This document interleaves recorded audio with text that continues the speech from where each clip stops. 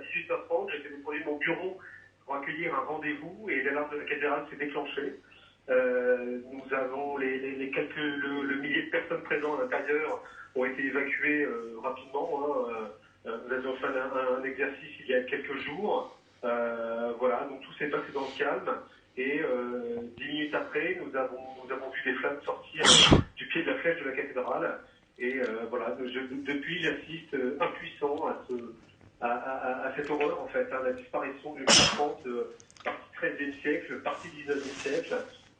Voilà, c'est un chef-d'œuvre du XIIe siècle une partie qui s'est évaporée sous nos yeux, 12 millions de visiteurs par an. Voilà, un joyau de l'architecture gothique dans cette capitale si chère au monde entier. J'ai pas de mots ce soir, c'est vraiment terrible, quoi. Monsieur Finot, à votre connaissance, à 18h50, lorsque le brasier a commencé à se développer, est-ce qu'à votre connaissance, des travaux étaient en cours? Est-ce qu'ils étaient terminés, arrêtés pour la journée? Les travaux étaient terminés, se terminent tous les jours vers 17h après.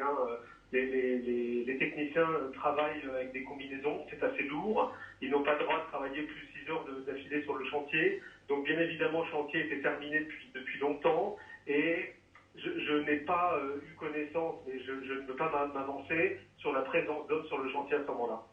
À votre connaissance, Monsieur Finot, y avait-il des précautions exceptionnelles dues au caractère exceptionnel de ce monument? Précautions en termes de sécurité, d'incendie, sachant, vous le disiez il y a un instant, que cette charpente est vénérable, elle est en chêne et elle est donc hautement inflammable. Y avait-il des précautions particulières?